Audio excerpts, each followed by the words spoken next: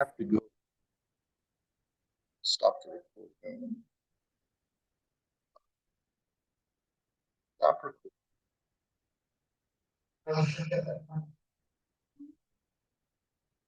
About I think like 2 years now or something. Or sorry, way more than 2 years. I've been doing it for like 5 years, 2 years. The second year was when I started all my research in my undergraduate. So I did metal arc research where I was talking to a master's student in my old lab. I said, "Hey, I really want to get into research. I really like color. Do you have anything that you might be able to help me with?" And she was like, "Yeah, so I actually have been working with Western meadowlarks and we took a bunch of pictures, but we don't know what to do with them.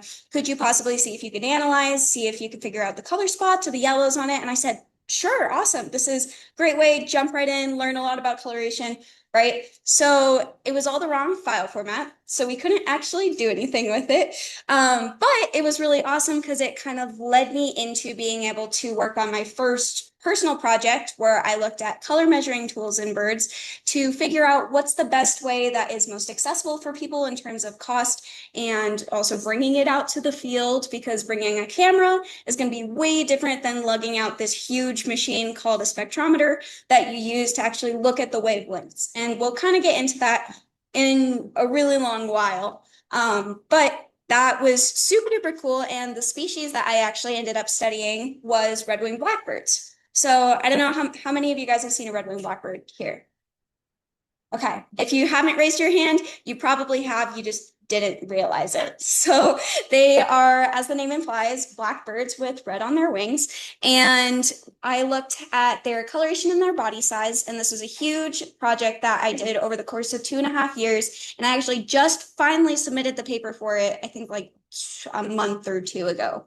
So I have all of that stuff behind me, and it was super duper awesome. And so, in my last year of my undergrad, as well as this current first year, I collaborated with a lot of partners that I had both at my old school and that I had met at conferences, and I had just generally met through connections with other people. And we actually also did this really cool project on female birds and ways that we can improve research gaps between them because there are significant research gaps when looking at female birds. For example, for birdsong, for a really, really long time, they didn't actually think that females sang. They were like, yeah, if you hear a bird singing, it's probably a male. Like if it's both birds look the same, like both males and females. And I don't think it was until about the 80s that someone was like, no, actually, these females do sing. We should look at them more and study them more. And we found so many new things about them, but there's still such a gap between where we started with all of our research in a bird and where we are today. And so we wrote this paper to kind of continue to emphasize the importance of researching female birds and how you can do that in a way that doesn't diminish the research that's been done in the past on males, but instead just adds to it so that you can think about females as well. And currently, as I said, I'm getting my PhD right now, and I am currently looking at bird toxicity. So a lot of people, when they hear me say that, they're like, oh, so you mean, when you have an eagle and it eats a fish and there's like mercury and it gets like poisoned inside. So it's like there's toxins going on. No, no, no, no, no. Like these birds are poisonous. Over in New Guinea and a bunch of places throughout the world, there are actually poisonous birds that have the same kinds of toxins as poison dart frogs. But there's like very little research done on them. So that's going to be what I'm going to focus on for the next like 4 years of my life minimum. So luckily, it's a very interesting subject, and I'm very excited to learn more. So as I mentioned, I have two big publications kind of going on. So that one with the female birds, and then I have that one on the red-winged blackbirds I just got out. And then I've also done a lot of other work. So also, as Jesse had mentioned, I am currently at the University of Northern Colorado doing obviously research and school there, but I also do a lot of teaching there. So I actually really like doing outreach programs like this. So although I also teach for work, I really enjoy getting and going out to a bunch of elementary schools or going to groups like this and just talking to people because I think knowledge is so important. And I think, especially in the world that we're living in, it's really good to know as much as you can about as much as you can. So, kind of to start getting into what we're talking about today. What is behavior? So this is my only non-bird thing pretty much, but I thought it was a necessary pun. So when we're thinking about behavior, what are some examples that you guys can think of things that you would consider behavior? Yeah. Our Yeah, right. So when you have your fence lizards, they're doing push-ups to kind of like talk to each other. They're like, hey, I'm a better fence lizard. Get away from my area. Or, hey, look at me. I'm a very nice fence lizard. You should come hang out with me, right? What else? If anyone else can think of any right now. Huh? hobby. Yeah, mobbing behavior. As I said, I work with blackbirds, right? And for those of you that aren't familiar, if you get too close to a blackbird nest, they get very, very upset with you. And you have a bunch of them start like swarming you, getting all up in your face. I have many a battle scar from working with blackbirds that do this mobbing behavior that they do to kind of fend off behaviors. And I've seen them fight off like cows and stuff before. They're crazy birds. But yeah. So, does anyone else have any others? Yeah. Yeah. Okay. So, we just had a bunch of examples of behavior that we talked about, right? And here are a couple others that kind of go along with that same idea where we think about behavior as this thing that we're doing, right? So we have bird singing. If you have a dog that's barking at a specific neighbor, you could technically consider that to be a behavior. Also, bees will dance to communicate where food is. So they'll like, they'll like be like buzz, buzz, buzz, buzz, buzz, buzz. And that means like go this many miles that way and that many miles that way, and boom, you'll find your food over there or something. It's really, really cool. However, there's a lot of other things that we don't think about as behavior, but can definitely be considered behavior nonetheless. This includes things like plants growing is actually a behavior. So if you're looking at a plant and you're like, okay, this is growing towards the light, which is called phototropism. So growing towards the light, that is technically a behavior. There are also people that would consider things such as your heart beating. So for example, if you're getting really, really nervous or really excited about something and your heart starts beating faster, maybe that would be a behavior. Or along that same vein, if you're really nervous about something and you start sweating, that might be considered a behavior. There is a ton of ways that people think about behavior that you might not think about. There was a story that I heard from one of my coworkers at my old school that she was telling me she went to an animal behavior conference and they had this huge workshop where they were like, okay, guys, we need to come together and like figure out what we want to define as behavior. So like, please write everything on these pieces of paper so that we can like, all come together and figure out what we could define it. And they could not for the life of them agree on anything. Because there were a lot of people that were like, no, yes, it's only going to be the turkey strutting is what we're going to consider a behavior. But hearts beating, absolutely not. That's not a behavior. But then you'd have people that are like, actually, those physiological things could definitely be a behavior, but plants growing is not what I would consider a behavior. And so because of this, there are a ton of different definitions. I have pulled a couple of them for you guys. And this includes things such as anything that an organism does involving action and response to stimulation, or the response of an individual, group, or species to its environment. This is from Merriam-Webster. From the Encyclopedia Britannica, their definition of animal behavior is the concept of referring to everything animals do. And then from this paper back in 2013 that literally went out to solve if animal behavior could be defined in a certain way, said it is only, there are 4 things that are required for behavior, and it's something when only whole organisms behave. Behavior has to be like purposeful, behavior takes time, and behavior takes choice. So even within these 3 definitions, there are so many different ways that you could take this. So for example, referring to everything that animals do, that includes physiological things such as hearts beating and sweating and such, right? Okay. Huge big overview on behavior. How do you explain behavior? Like how do you figure out, okay, I want to figure out For example, there was this really small project I did when I was an undergrad where I was looking at blue jays and I wanted to figure out if they were more aggressive or in a offensive way, or if they were more aggressive in a defensive way. And there are 4 hypotheses that you can use to kind of look into behavior and figure out why it occurs and how it occurs and such.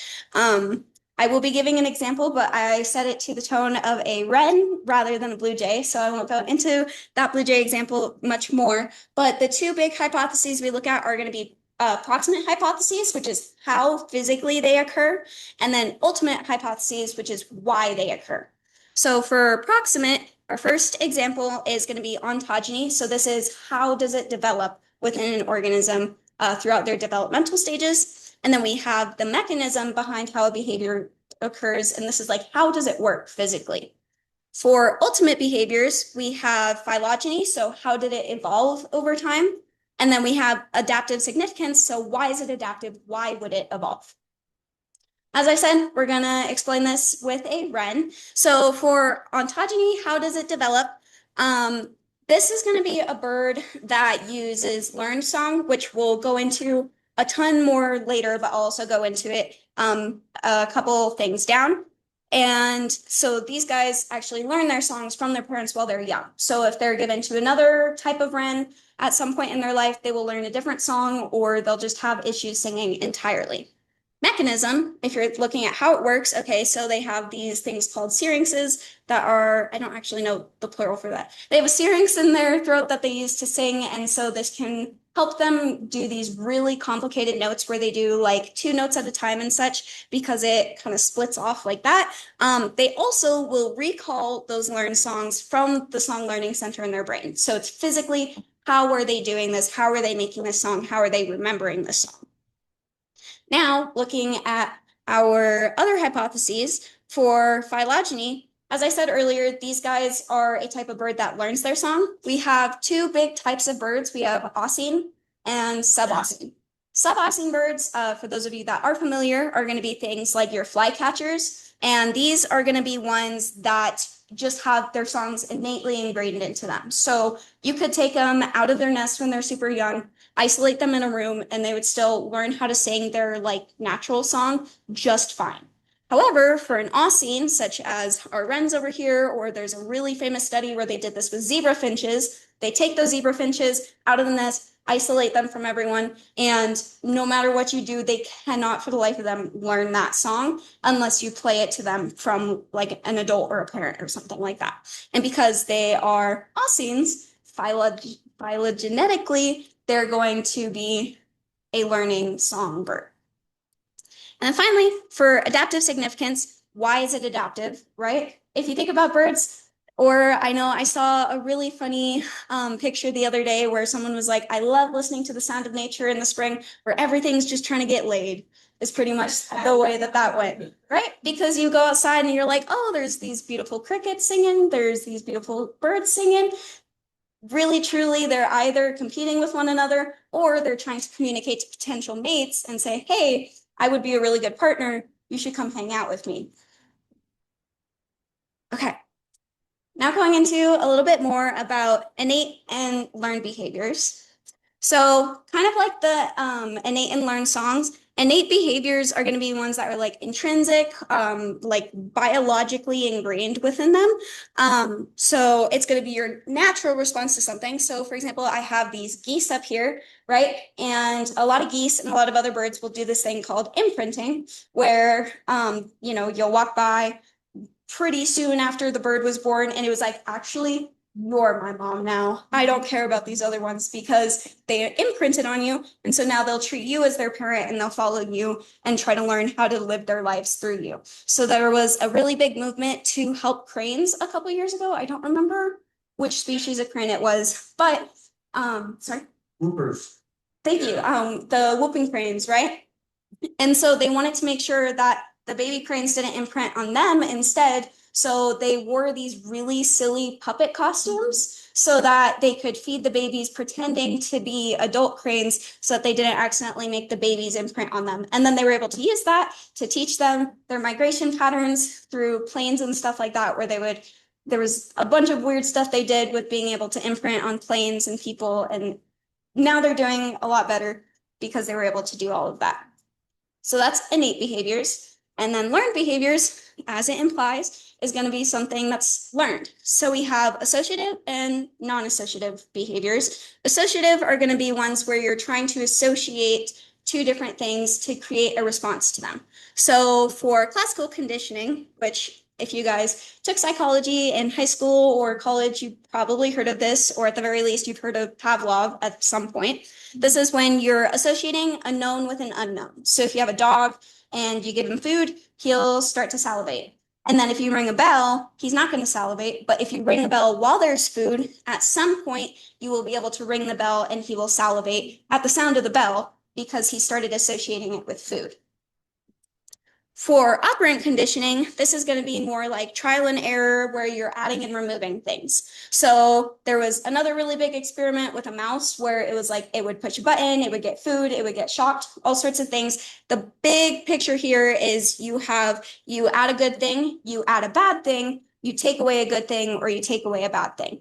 And this allows you to make associations with something either in a good way or a bad way. And this is often referred to in parenting and such to say, hey, maybe don't give your kid, don't give them spankings or something because that's going to cause a lot of bad things. Or, hey, maybe don't give your kids candy while you're potty training them because then they'll always want candy or something like that. There's a lot of different ways.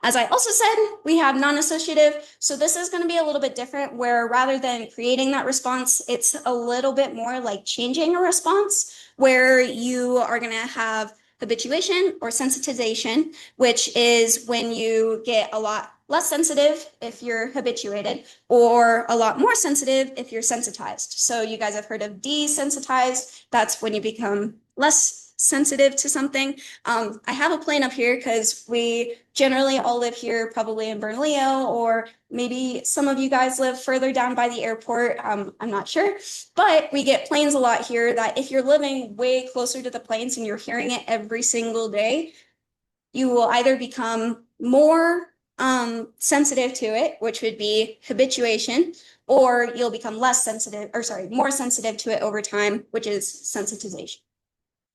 I just said a lot of really big words. If you don't remember them all, that's okay. I'm just giving a crash course on a lot of different behaviors. And the ones that are really important, I will continue to kind of drill in throughout the rest of the presentation. So just for your own benefit. Okay. Now we're going to move on to more of what I have done in the past. So as I said, that was a crash course in just behavior in general, but I'm going to move into a little bit more specifics with mating systems and sexual selection. So in case you guys are not familiar with mating systems, that's okay. I have made a neat little chart that will pop up very slowly. So we have monogamy, which is when you have one male and one female of a species, such as the sleepy lizards, where there is a thing called social monogamy, where there's sometimes some stuff with that where I'm trying to remember which bird it is. I think a lot of swallows will do this, where they will have like a social partner, but then they'll actually go out and do extra pair copulations with someone because their social partner is actually like their brother or sister or something, because they know they can trust them to help take care of their eggs and their babies, but they can go out and actually get the genes that they want so that they don't create inbreeding over time. But there is also true monogamy for things like swans, where generally they will stay together either for life or I think penguins do this as well, typically, or for an entire breeding season. For polygyny, this is going to be when you have one male and a bunch of females. So a really good example of this is lions, where you'll have like one lead male lion in the pride, and then you'll have a bunch of female lions that will go out and do a lot of other things. You have polyandry, which is the opposite of that, where you have one female will go out and get, they use the term harem in both of these situations, where they will say this female has a harem of males or this male has a harem of females, and they will do whatever they need to do to be able to create the offspring that they need to. And then we have polygynandry or promiscuity, which in this case means way different things that we have in our human connotations, but also not quite that different, where this is basically a free-for-all. So in a little bit, I'm going to have a video on sage grouse, or if you guys also know lesser prairie chickens and such that we have here, this is when you have you can kind of think about it like a flea market where you have a bunch of males just out displaying and females will walk through and be like, that's the one I want. And then they'll do whatever they're going to do with that male, and then they'll go raise their babies on their own. This is common in a lot of other places as well. So these are the four main types of mating systems that we have, and these are created by sexual selection. So we have intersexual and intrasexual, which I will have here. I don't know how well you guys can see these. I will try to move a little bit so you can see them. I don't know where's best. Okay, so over on the left, we have intersexual selection, and then on the right, we have intrasexual selection, which sounds super similar, but inter means between. So this is going to be when you have a male and a female communicating, and then for intra, that's when you're going to have either both males or both females, because intra is within. So I just said that. Intersexual selection is often going to occur because of this thing called mate choice. So either this is going to be a male choosing a female or a female choosing a male. Most often it's going to be a female choosing a male because that is the pattern that occurs in polygynous species. And actually, and polygyny is more common than polyandry. And this is really important to help display what kind of condition they have. So if they have really bright colors, this usually indicates that they're very healthy and they don't have parasites or anything. Or it can also indicate their diet. So, okay, I'm really bright. That means I have really good access to food. So if you choose me as your partner, I will also show you that access to that food. So you'll be very well fed or very well off in general. This can also sometimes indicate parental care ability, or it can also indicate ability to find other resources such as territory and stuff. So at the bottom here, you can kind of see this little guy right here is a bird of paradise. If you guys have never heard of them before, highly recommend going online. There's a ton of videos of them, especially with Sir David Attenborough, who just turned 100 this week, I think, which congratulations to him. He's really awesome, and he's made so many cool documentaries. But these are some birds that have experienced something called runaway selection. Which is basically the mate choice gets so extreme that these birds start evolving these like really crazy features or abilities to be able to continue to outcompete each other. So there's another example called a widow bird where they get these, like the bird itself is like this big and then the tail is like this big. Like they get super duper long tails so that they can outcompete the females, or sorry, outcompete other males to get females over the years. I don't know if you guys can see, but obviously this bird has a very, very yellow butt.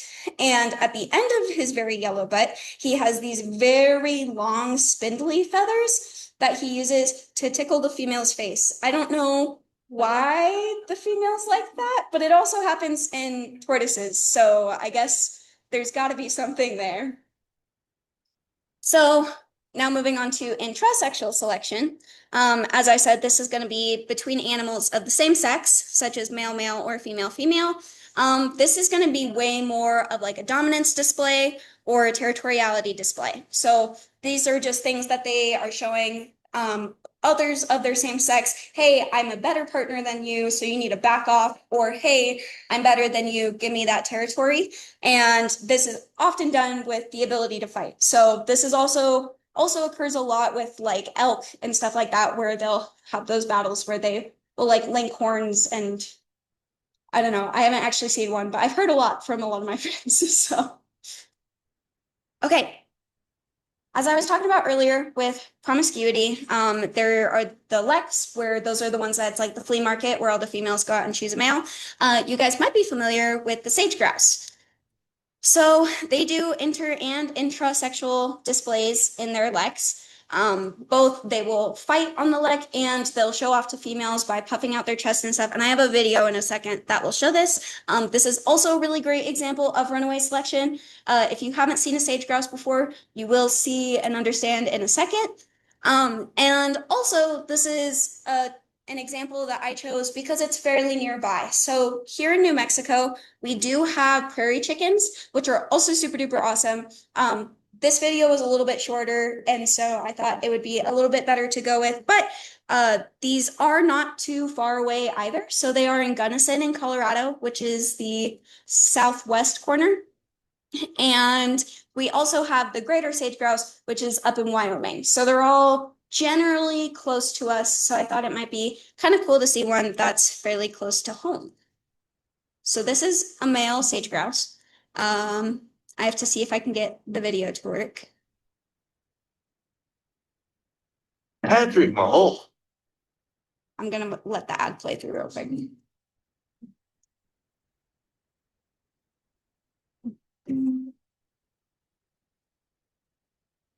The Great Plains of America,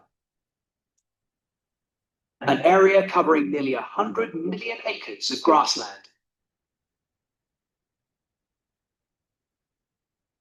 Here, a group of males are limbering up for their show. So these are the males right here. These are sage grouse. They already have a dapper look, an eye-catching fan of tail feathers, and a glamorous ruff of chest plumage.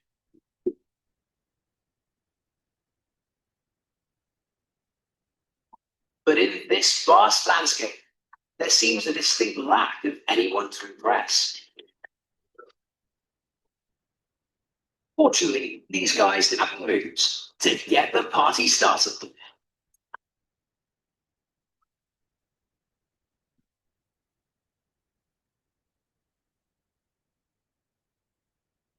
These are super loud. It doesn't sound loud in the video, but these can echo on like And these juddering so loud create a signature sound.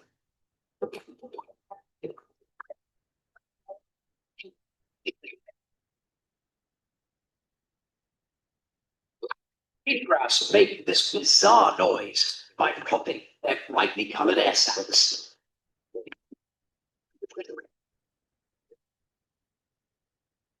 And the sound can carry as much as 3 kilometers, which, considering the size of their habitat, is just what the males need to attract females to their display ground. And there's a female. Looks very, very different from the males. Competition between males for the best spot is fierce.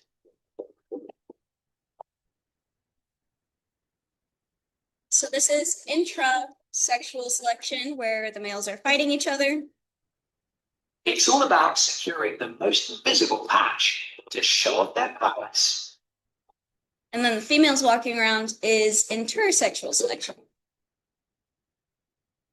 Females visit every day for up to a month and will carefully judge the variety of displays before choosing their mate.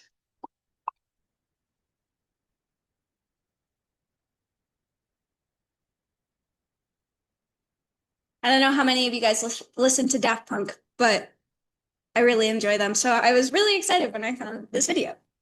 So that is a really good example of a lot of the terms we just talked about. So again, as I said, they do inter and intrasexual displays in their leks. And then they're also great examples of runaway selection. As you can see by all of their movements that they do and the sounds that they make and the different features that they have. Okay.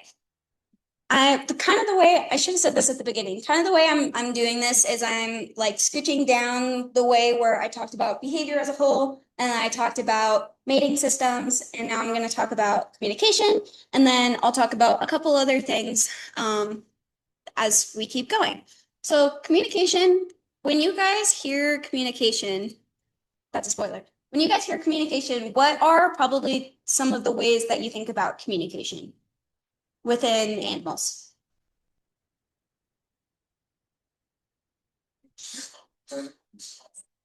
Songs, calls, what'd you say? Yeah, trying to scare away competitors, right? Yeah, so there's lots of different ways that animals communicate. As I said, I kind of spoiled it. I forgot I didn't add these into the transitions. But yeah, we have a painted bunting down here. Beautiful bird. I haven't seen one, but I want to really, really bad. They're really pretty. But both of these birds, I feel like, are really good examples of communication. So one of the most obvious ones, right, is going to be that auditory communication where you think about like singing or calling. Obviously, in humans, we talk to each other. A lot of other species have some forms of communication. I think like dolphins, whales, elephants.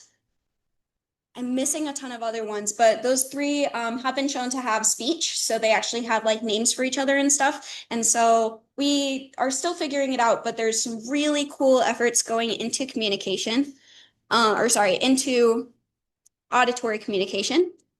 And then the other type that a lot of people miss, but you guys didn't, is visual communication. So when you go out and about and you're, I don't know, hanging out with your partner or hanging out with your friends, and you see someone who's like really, really big and really scary, you're probably not going to want to like, I don't know, like hit them or something for no reason. You're like, you sucked my popcorn, right?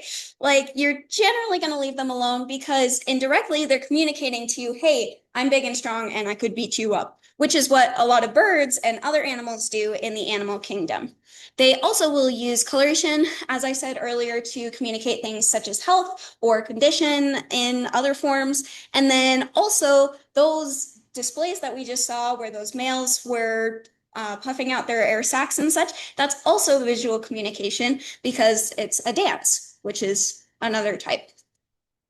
So song is really, really cool. My undergraduate lab that I came from, even though, as I said, I studied color quite a bit, the lab in general was actually a song learning lab. So my professor that I worked under really studied female song. She did a lot with wrens, which is why I have them all for this, because she thought they were really cool. And they also have really great examples of female song. However, when you're studying song, there are going to be a couple different ways that you can usually focus on them, or that you can define them.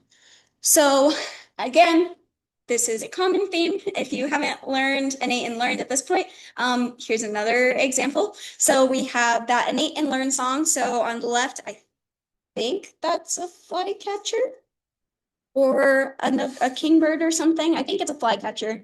And then over on the right, that is a robin of some sort. I don't know which, yeah. And I'm like, I also just learned there's Australian robins, which is really cool. They're all in different families though. None of them are related to each other, but they're all called robins because they're red and beautiful like this. So song or birds such as flycatchers, as I said, have that innate song, and then robins and such have that learned song. Another way you can define song is by simple versus complex. And this often actually occurs and evolves in a certain way because of the environments that they inhabit. So on the left, if you guys can't see it, that is a meadowlark. So these guys often live in these huge flat grasslands, right? And so rather than make these really pretty songs, they're just focusing on being loud. So their songs are very pretty, but they're just trying to be as loud as possible to communicate. However, if you're a bird that's living in a forest and there's a bunch of trees in the way, doesn't matter how loud you are, it'll probably just stay near you. So they will create these more complex songs so that it can make its way through the trees a lot easier, and it'll be way easier to hear other birds that are out in the forest. So if you're out in the forest, don't just scream, sing a little bit, apparently, is what this means. So there's a bunch of different ways. As I said, we just looked at like kind of how you define song, but there's a bunch of ways in which we study song. So again, I come from a behavioral lab, and going back to that inter and intrasexual selection, there is also interspecies communication and intraspecies communication. So if you guys don't recognize the bird on the left, that's okay. It's a little bit blurry, but also it's from Africa. So if you don't recognize it, that's okay. This is called the go-away bird, and that's because it sounds like this. So I don't know how well you guys can hear it, but it's like, go away, go away. And these birds are really cool because they're actually a really good example of interspecies communication, not just with birds, but they actually will communicate with a lot of other like mammals and such, where they'll actually make that sound when they see a predator nearby. And it tells everybody in the area, hey, there's a predator here, we should leave. So that's super awesome example of interspecies communication. And then for intraspecies communication, I have one of our lovely local chickadees, which if you guys haven't heard that one before, this is what it sounds like. Right?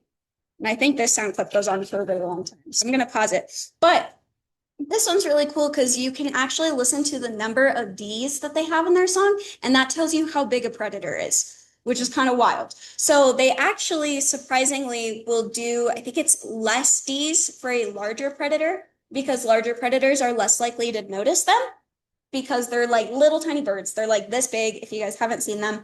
And so they'll do less Ds because they're like, okay, that guy's so big, he probably won't notice me, but we should still probably pay attention because it is a predator at the end of the day. However, if there's like a squirrel running up the tree, that is going to notice it way easier. It's going to notice its eggs way easier. So it will do one of those calls where it's tickety-dee-dee-dee-dee-dee-dee, and it just does a ton of them because it's way more likely to get predated on or have its eggs predated on or something if it's a smaller predator. And so they use that to communicate with other chickadees. Also at the bottom, you can kind of see on these, it's a little blurry, so it's kind of hard to see, but these are what we call spectrograms. And this is what we use to actually like analyze songs. So here, I don't know if you can see, but it kind of goes chicka, chicka, chicka, dee, dee, dee, dee. And so it's like a way you can like visually read songs. And so this was actually really cool when I was working with Blackbirds because they have very, very distinct songs, especially in spectrograms, that I could actually like physically scroll through our audio file and find where my bird singing was because of the way that it looks in those spectrograms. And so this is really cool. And we can also look at like frequency. So how often are they singing, or how high pitched or low pitched, or you can look at, okay, on the bottom, there's a bunch of background noise. Does it get louder when there's more background noise or something like that? So there's a lot of ways we can study bird songs with spectrograms. And then we also use playbacks where we go out, we will put out a speaker or something, and we'll play a song back to a bird. That's why it's called playback. And we are usually checking if they respond, how often they respond, how quickly do they respond. And this can tell us a lot about what they use that communication for.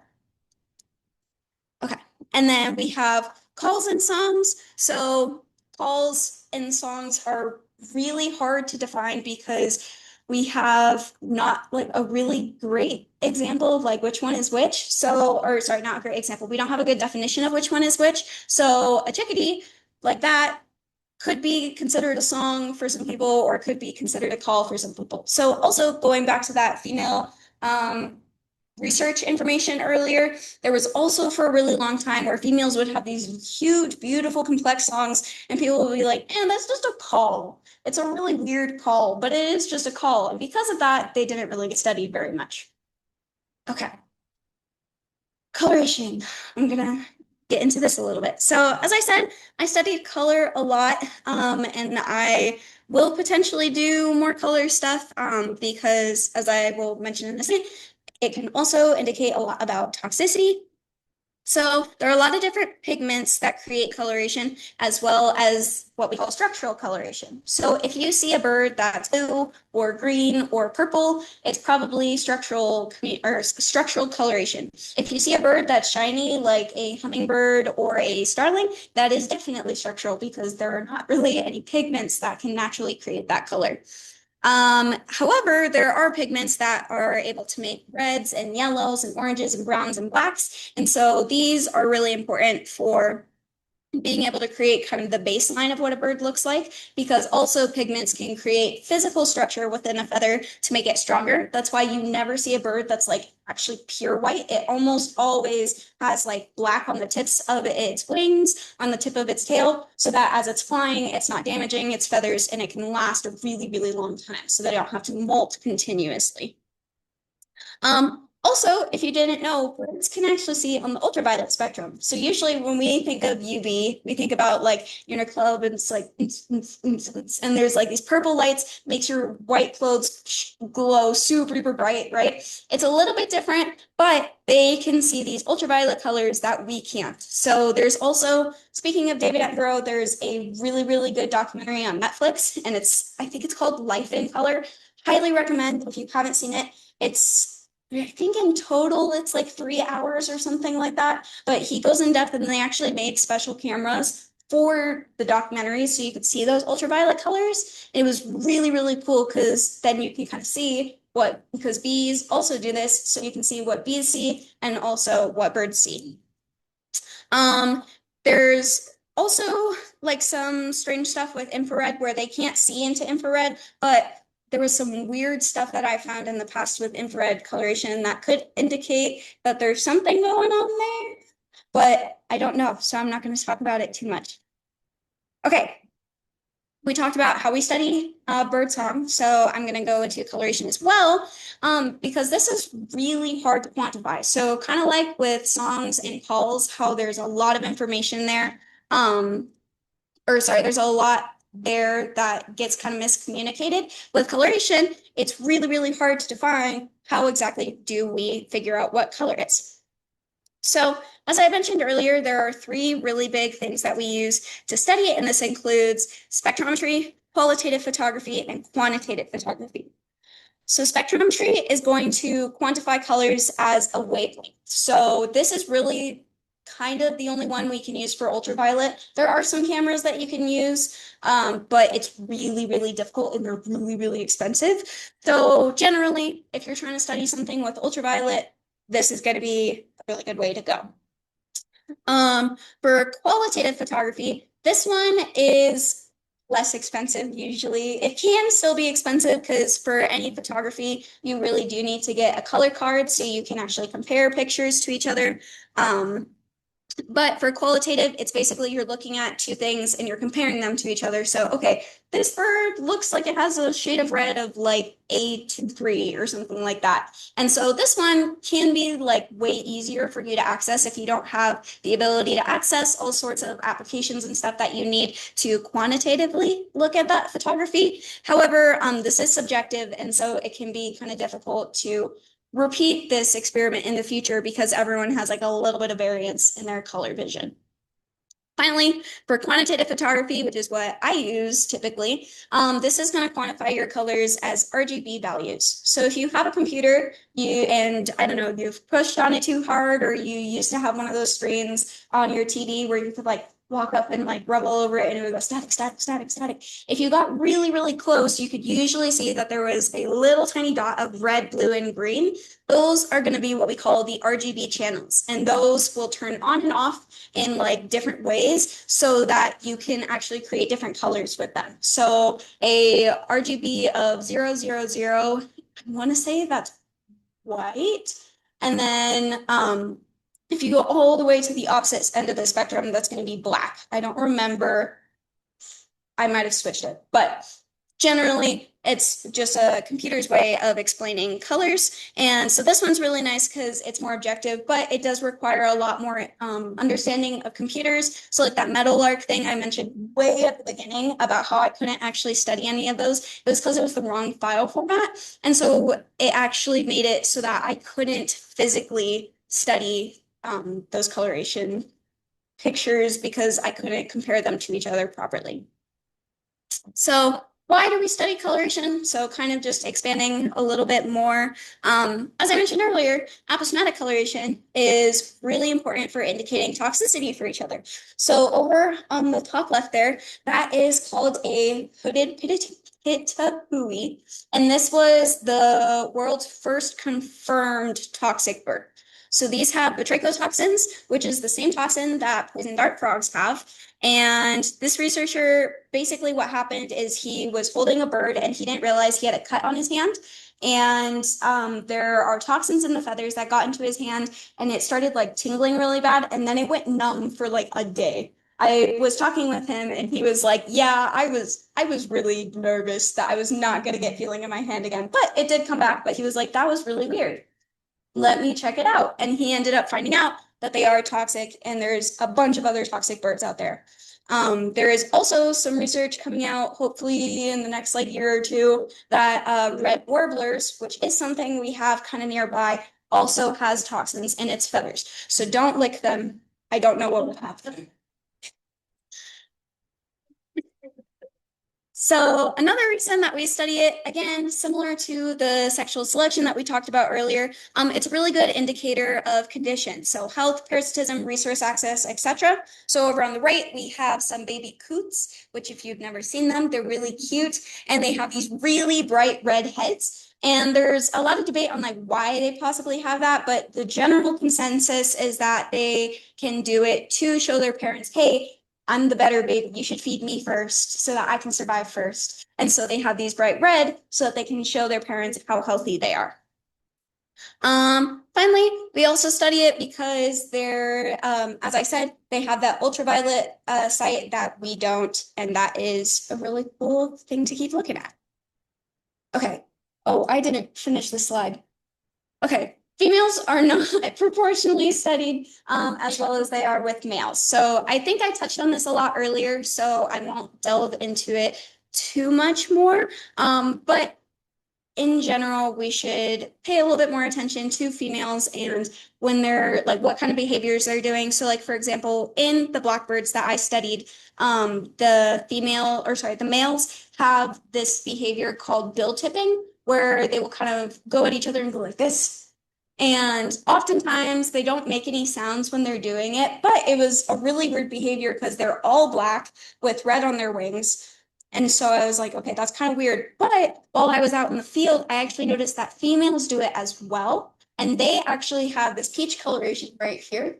And so, they will do it to other females as well. And so I think that there's probably some sort of communication going on there with female red-winged blackbirds. However, because they haven't been studied very much, I have not been able to find anything in the literature about that, which is really cool.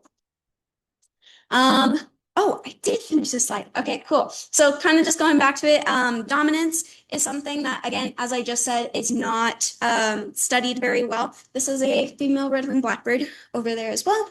Also, coloration is generally not studied. There have been a lot of times where people don't even realize that there is an entire like other sex of a bird because they are not looking for the females, or they don't realize that like they have the same colors and such, or they just assume that they're lesser than the males because of a certain color they have, even if they do have a color that is separate. So like back here, I have in the blue tits, this was a little bit different, but if you guys know blue tits, they both look the same. Males and females look the same to our eyes. However, they do actually have dimorphism in that males have ultraviolet coloration that females don't. So it's pretty cool. Also, just studying their songs is really important, and also making sure that our methods that we're looking at between males and females is different, because sometimes people will try to apply methods towards towards females that they've used on males, but it won't always work the same. So again, going back to my blackbirds, the females are actually super duper shy, and so you have to hide from them while you're studying them. Otherwise, they won't sing for you. But males do not care. They will sing in your face if they are given the chance. Okay. I don't know how much time okay, cool. So this is kind of our last big thing. So I've talked about blackbirds so much up to this point, and I've been hyping them up. When I started working with them, I was like, it's another bird, like, but I'll do that one because it's close, it's nearby, it's easy to access, and they have quickly become probably one of my favorite birds. They're so cool, and they have really big personalities, even though sometimes I wish they didn't. I had a bird that I was banding it, so we put these really pretty color bands on their legs so we can identify them from afar, because I was studying color, as I'll get to in a second. But there was someone else I was working with that she was studying song, and so she needed to be able to identify the birds from far away. So that was kind of one really cool thing, that we were able to go out there and actually catch them and put bands on them. However, I had one bird come back after I let it go. It came back, bit me in the leg, and then so if that gives any indication for red-winged blackbirds. So I feel like that's a great introduction for red-winged blackbirds. And these are really cool because even though they are very, very common, they have some really cool dominant structures and social structures in them. So they're sexually dimorphic. As you can kind of see in the back, we have a male red-winged blackbird. So as I said, he is all black with red on his wings. And then we have a female in the front that she is brown and stripy, but she also has red on her wings, but it gets less noticed because it's less like bright than the males. They also have two different songs, which I will also get to in a second, because it's actually not well known that females have songs. And not only that, they actually have three different song types, which is crazy. And so I will continue to go into that in a second. They are polygynous. So you were like, I don't know why you're telling us all these words. They don't matter that much. Most of them I won't talk about again. This one, very important though, because there's one male for a bunch of different females. And so males have territories, and there's been a ton of speculation as to whether or not females have their own territories within their male's territory. So there have been a ton of researchers that are like, yes, they do, and a ton that are like, no, they don't. And so that was one big thing that we wanted to kind of look at is indirectly, if we're looking at these patterns that they have, do we think that they're more dominant or less dominant, or what's going on there? Kind of going into that, basically the same. There are really well-known male dominance hierarchies, so they do a lot of intrasexual selection. These birds actually don't use intersexual selection so much, so males don't display for females or vice versa. It's basically just males displaying to other males or females displaying to other females. So I looked at both sexes, but I did focus on females a lot more. So as I kind of mentioned earlier, these are really awesome because obviously very easy to find them in our backyards, but they have some really cool other things. I'm gonna put these out here. So obviously that one was there. This one has a little bit of red right here. I don't know if you guys see that. And I'll have pictures come up in a little bit that like really show it, because females can have really, really bright reds, but because they're kind of tucked away more and they're way more shy, we usually don't see those. Also, they have really cool songs. So I had originally chosen this because the PhD student in my lab was studying their song. And so I was like, great, easy access. I don't have to get extra permits. I can just hop onto hers and I can do this research. So with the males, I hope this will work. I'm sure you guys have probably heard this at least one time, right? Very, very common. However, as I mentioned earlier, females actually not only sing as well, but they have their own songs. So and not only do they have their own songs, they actually have two types of songs. So we have the female cheer. So that's a female. And then for the other, or one of the other song types, they have what's called a rattle. So those are both female red-winged blackbirds. And they have a third song type, which is called a rattle cheer, which is when they'll use both of those types together, where they'll like beep, beep, beep, beep, beep, beep, beep, beep, or something like that. Or they'll do it the other way around too.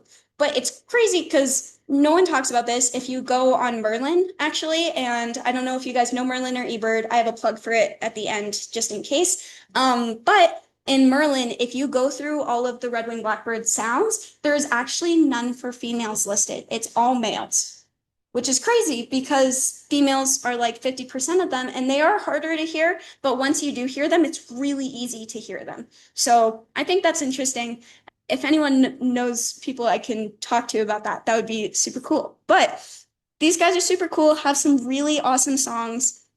And as I said, they have these really bright colors.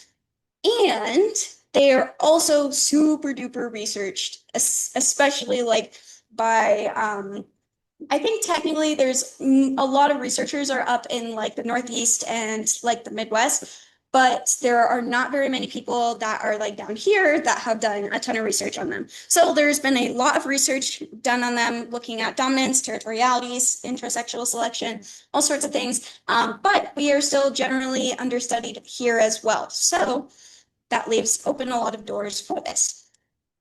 Again, females need more research. And so the research question I wanted to focus on is I wanted to look at a lot at visual signaling. So I looked at the relationship between different measures of body size and coloration. So I looked at color and tarsus length. For those of you guys that don't know tarsus length, that's like birds have really weird legs where their ankles are actually their knees kind of thing. It's really weird, but basically it's, if you looked at a bird and compared it to us, it's like this part right here. Color and wing chord, that's just another term for wing length, so how long their wings are. And then also redness and brightness. Earlier I had mentioned that color, there's a bunch of different ways to quantify it. Redness and brightness are two ways that we decided to quantify for this. So as I mentioned earlier, females have red. Here are some really good pictures that show that. I'm not going to go super into detail with this. This was the methods page that I used when I was presenting this at a conference. But basically, we caught a bunch of live birds. We captured way more than just 50, but those are the ones that I was able to actually get coloration data from. And for the females, because they were less shy, or they were more shy, we didn't catch as many. So I went to the museum and was able to borrow some of their specimens to kind of supplement that data as well. We then collected a bunch of body size data, and again, we focused on wing chord and tarsus length. And if you are curious why I didn't choose the other ones, I'm more than happy to talk about it. But we have Coleman length, which is length of the beak, tail length, the length of tail, and then weight, the weight of the bird, which makes a lot of sense. And then we quantified our coloration patterns using that quantitative photography that we talked about earlier. So rather than just comparing two pictures of birds, I actually went into the computer, circled an area like this, and told the computer, this is the area I want you to quantify. How is this and how bright is this? This is the whole process I went through. Again, I'm not going to go into it too much, but I appreciated that we were able to do this just because there's not a ton of information on how to properly analyze using quantitative photography patterned birds, which is what our females are. This is the summary of our results. I have a lot of different graphs. If you guys would like to read it, I should have a paper hopefully coming out in like a year or so, and you guys can go read that. It'll be in the Wilson's Journal of Field Ornithology, I think. It's the Wilson's Journal. I don't remember the full name of it. But this was really cool. So again, tarsus, wing chord, and then we have redness and brightness, and this is the brightness redness one. So over here, for our tarsus and coloration, we found no relationship between those at all. For wing chord and redness, we found a positive relationship for both males and females. Males are the blackbirds, the females are the brownbirds. For wing chord and brightness, we found no relationship in the males and a negative relationship with the females. And then that same pattern when looking at the redness and the brightness compared directly to each other. So what does that mean? There's a lot of information, and I know I've been talking for a while, so you guys probably have a lot of extra words and information in your brains. But the big three points that we wanted to make is that for size and redness, there have been previous studies that have shown that they've had correlations. So yes, they this is something that we totally expected. We said, okay, they've shown this in the past. Size and redness can both be used as a way to indicate to other birds, hey, I'm better than you. Give me your territory. Let me have this food, whatever it is. So they use both their redness and how big their bird is, which is also, if you haven't seen them, they go like this. And females do that too, which is another really cool thing that doesn't get talked about a lot. But they both kind of go like this to show off their size and show off how red they are. For size and brightness, this one was a little bit confusing, but basically what we found here is, hey, males actually just use the redness of their epaulets. They don't care how bright the epaulets are, that's their shoulders.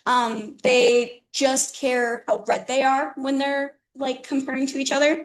But females, they actually also use brightness to indicate. So if they're more bright, we think that it's probably something related to age. So redness and brightness can give indications of age, and they use that in combination with body size to communicate with other birds using those visual signals.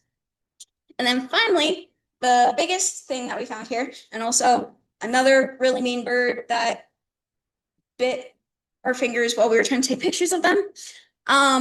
This was really wild. So if you guys remember, I'll go back for a second. For redness and brightness, that's the one up in the corner. So we thought for sure that there was either going to be no correlation with each other, or if there was, it was going to be the same, or it would be males would have a correlation and females wouldn't. However, we did find that females have that correlation. And so we think that this is a really good indication, again, for age and communicating to other females, hey, I'm older, so I'm going to take this territory, or hey, I'm younger, so I actually am maybe better at this because I have like young genes, but then the older ones are like, no, I've been doing this way longer, so give me the territory. So there's a lot of going back and forth just by that visual signaling with each other. So there's also probably some sort of trade-off in those females that we don't see in the males. Again, just really emphasizing the female research. We have to make sure that we are adjusting what we're doing to account for females. So we want to look at those patterns. We want to look at those colors and stuff and make sure that we're actually analyzing them in a way that represents what the female's actually indicating rather than what the female might be indicating based on male measurements.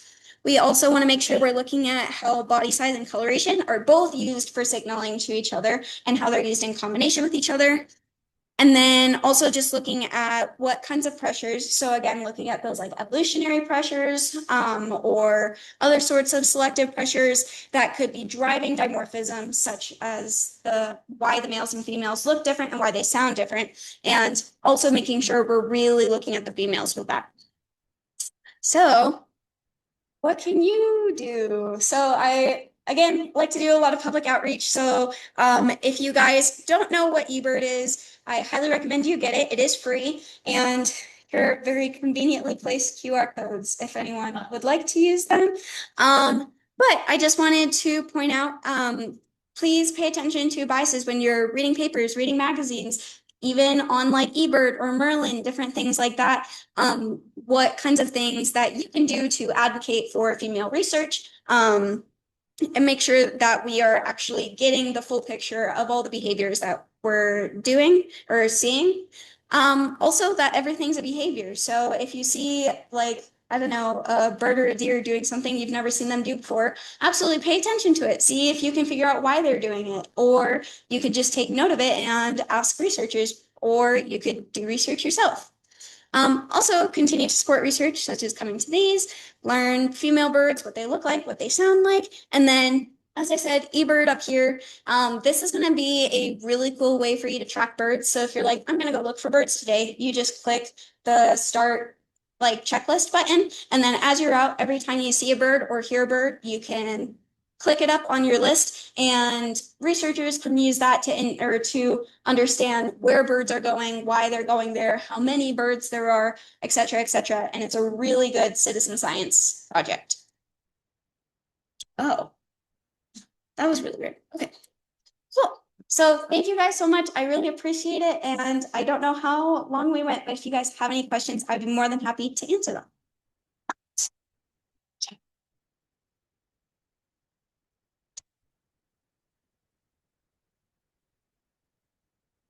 Yeah.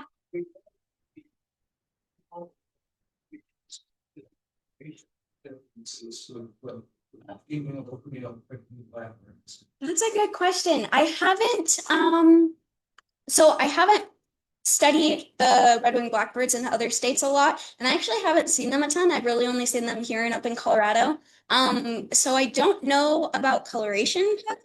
However, I do know that there are a lot of behavioral differences. So for example, you're thinking about like parental care. So like if generally in indigenous species, females are the ones that take care of the parental care because the males are taking care of all the females or doing his own thing.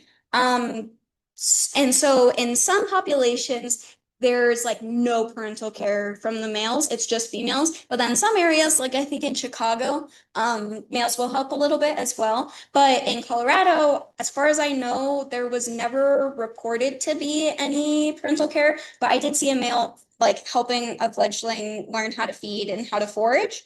And it was like very much like that is parental care right there. So that's probably the biggest regional difference I've seen, but that doesn't mean it's not there. I would just have to go get blackbirds in other places.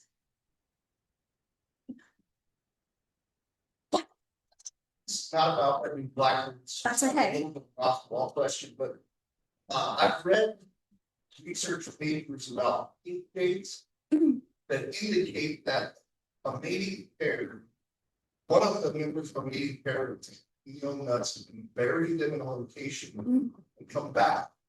And the other member of the mating pair will go to that location. So researchers are trying to figure out how the locations communicated from one bird to the next. I'm curious if you have heard of that or have any information about that or patients and how they're communicating a specific location of passion through. Yeah, so I actually haven't heard of that. That's super cool.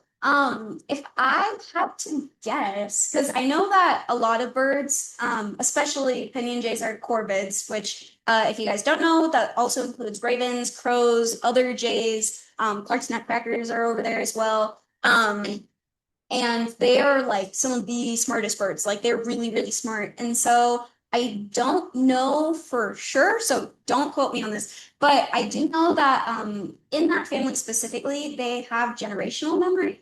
So like there was a case I heard of this is not good, don't do this, but there was on Halloween, there was a person that was dressed like a cop that went out and harassed a bunch of crows. And like a year later, I think, that guy and his friend went back to that area and they noticed there were no cops on the street. And then there was a cop car that drove up and the cop got out and he immediately got mobbed by crows. And this was like a year later. So it's probably a bunch of different crows. And like he was only messing with a couple of them. So it was probably like, I don't know what kind of communication they did, but all of those crows, they were like, hey, these guys are bad. If you see them in this outfit, go mess them up. And that was like, they communicated that. So I don't know how, but I imagine it's probably a really good example of generational memory.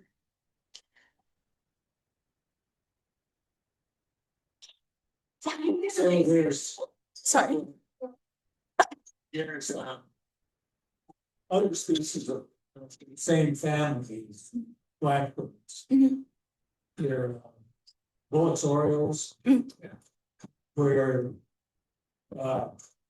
there's a real interesting phenomenon. Young males look like females. Yeah.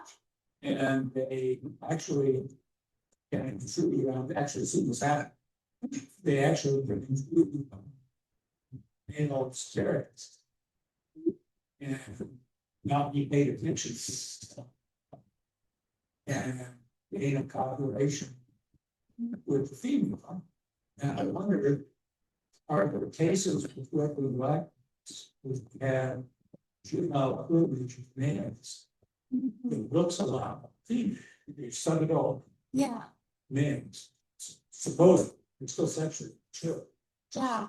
And that is one of the things that's going on in terms of the coloration of evidence of female birds. It makes them brighter, they can actually be males. That's a really good question, actually. So I didn't do sexing on these birds, which you can, if you didn't know, you can actually sex birds using their blood because they have what we call nucleated red blood cells. So they actually have DNA such in there that you can use to identify if it's a male or a female. I am not entirely sure. It is possible that there are males sneaking in and I haven't noticed. Typically what I've seen is that they do absolutely look like females. Like when they're younger, like you cannot tell if it's a male or a female, but that usually only lasts through like the fledgling stage. And then they start getting in their adult feathers and males look really speckly still, but they definitely look more like males than females. Like they look like really dark females, if anything. So I could see that, but I'm not sure. I have heard of a lot of other birds doing that, like some ruts are a great example where actually into their adult life, they will look like females so that they can sneak in and copulate with females when males aren't looking. And so I could see that because I didn't know that about Orioles, but yeah, I don't know if that answers your question. Question whether I could be confused with that. Yeah, I think it definitely could. So far, I haven't seen any males that are like sexually mature, but definitely males. So it is possible, but I haven't seen it that are like look like a female but is a male. You had a question? Yes, can you give an example of when it's important to study the there's different methods to study? Yeah, that's a great question. So actually, as I said, I have 2 papers coming out. So this is another paper, if anyone is just kind of staying out there. I think it's published in Ornithology and it should be coming out. I don't remember when, but very soon. And it's like a really long paper that me and a bunch of other like female bird researchers got together to write. And it's all about what are some different methods and things that you should take into consideration when studying males versus females. As far as coloration goes, definitely one of the biggest things that is important in what I can think about is looking at their patterns. Because, for example, in the blackbirds, right, females have these like super duper stripy, I don't know if you'll still be able to see it. You can't see it super well, but females have like super duper stripy epaulets, right? And males, it's just pure red. And so I actually, for my blackbird research, I had to talk with someone who like really, really knew code and really, really knew computers. And he had to give me a code that was actually originally intended for something else. And so we had to adjust it. But there are like different calculations we had to do to figure out what that female color actually was, like overall on average, because since they have those like stripiness to them, it actually would come out entirely different. And when we ran it, we actually got entirely different results that were wrong because it was thinking that the females were males, and so it wasn't calculating the color correctly. Yeah. Yeah. Wondering about yellow.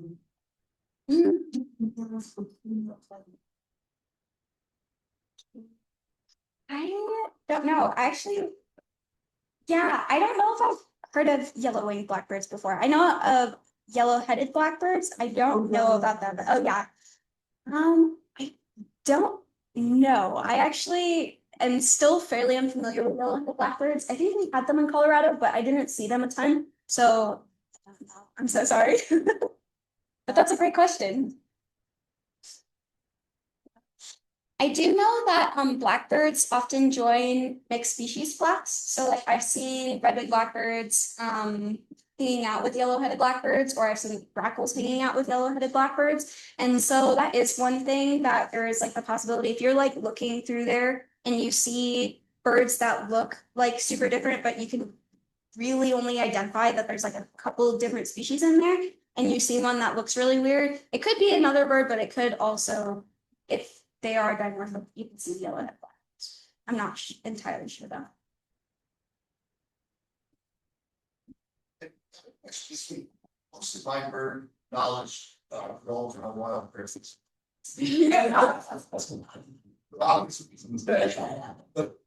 But I found application of wild by the climate change to wild bird communities. One of the things I found really interesting is because of their breeding behaviors, everything's similar to like the sage grouse legs, and the lesser, bigger, very chicken legs, things like that. A female turkey, an turkey will have a clutch of eggs, typically about 12 eggs. But of those 12 eggs, there might be 5 different fathers. Egg, and there's a number of different male genetics within that. Chicks, I like that. Happens in most species of birds also. Yeah, it like very much does. So earlier when I was talking about like social monogamy, right? That's super common where like a female will have a bunch of eggs from a bunch of different males. This also occurs in polyandry, where that's the one female, a bunch of different males. But that one's different because she doesn't take care of the eggs. She just will lay an egg, like she'll copulate with the male, lay an egg whenever it's ready, and then just like dip. And then he will stay and take care of the egg. But I'm trying to think. I know also too, this is different, but I don't know if you guys have heard of bird parasites at all, where there will be a bird. So this happens a lot with brown-headed cowbirds and a lot of cuckoos, where they will lay an egg, like cuckoos or brown-headed cowbirds. I saw this, I'll say brown-headed cowbirds because I saw those things. Brown-headed cowbirds would lay an egg in a red-winged blackbird nest. And then there's this thing called a mafia effect, where basically the cowbird would be like, hey, if you don't take care of my egg or you try to get rid of it in any way, I'm going to kill the rest of the babies. And so it like kind of reinforces that they have to stay there. And so then the red-winged blackbird will just leave the egg and take care of it like another baby, even though it is not even the same species. And this happens a lot with like warblers that lay their eggs in warblers and stuff. And it's called parasitism because it's like they're gaining something by dropping off the egg. They don't have to take care of it anymore. But there's like, yeah, a lot of really cool stuff with that. But extra pair copulations, or also there's some weird stuff where I think we're still figuring it out how they do this. But females can actually mate with a bunch of different males and pick which sperm she's going to use to form her eggs. I don't know how, and as far as I know, I think people are still really figuring it out. But that's like, a female could mate with like a really good male, but then like come across an okay male later, but still use the good male's sperm to mate her eggs. I don't know how, but that would be another case in which she could possibly lay eggs that are all from a bunch of different bottles. Yeah. Yeah, birds is great.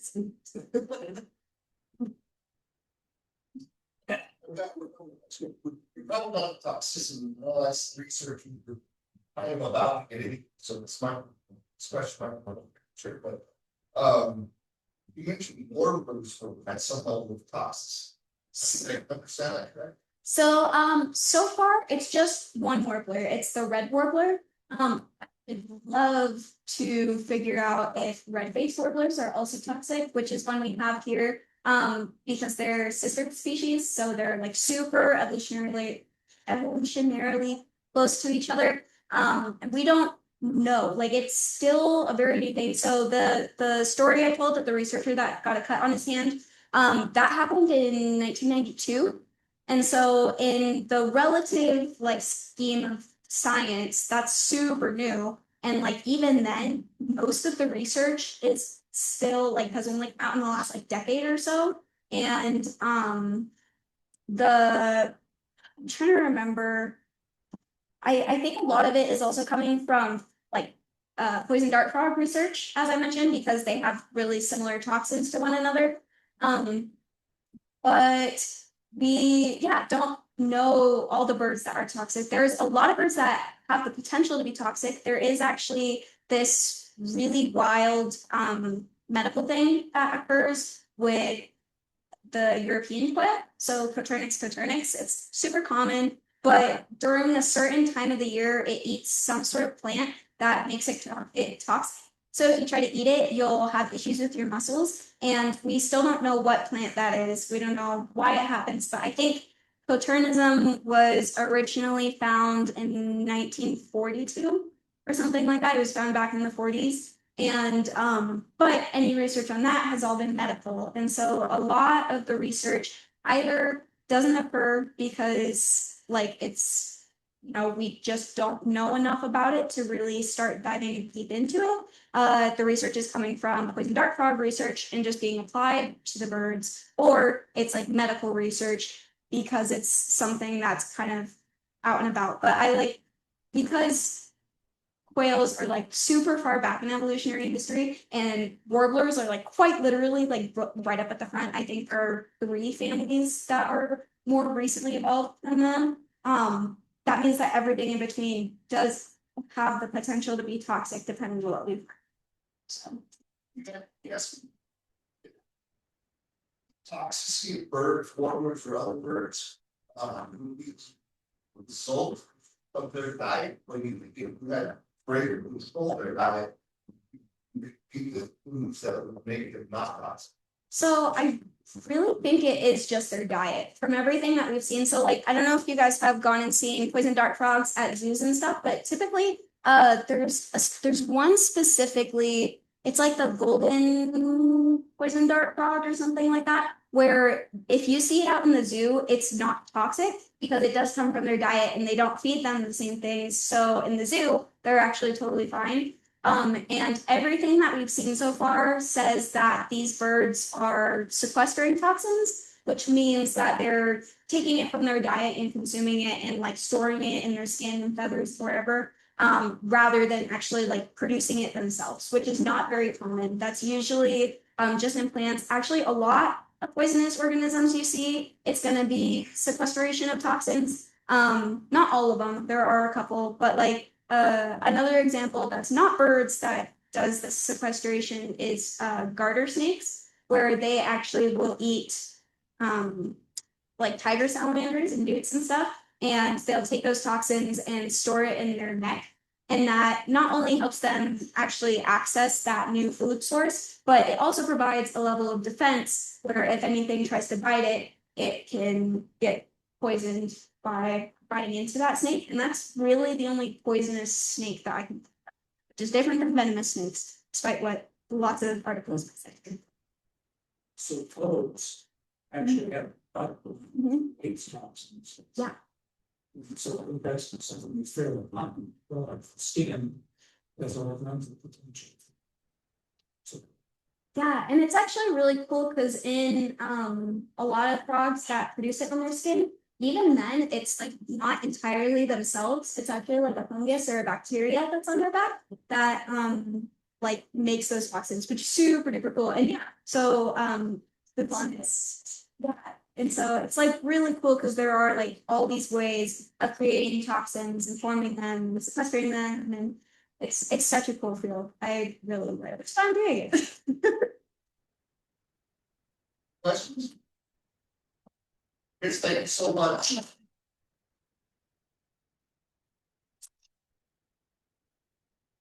Well, Colleen, as always, I appreciate you. Great to see you all.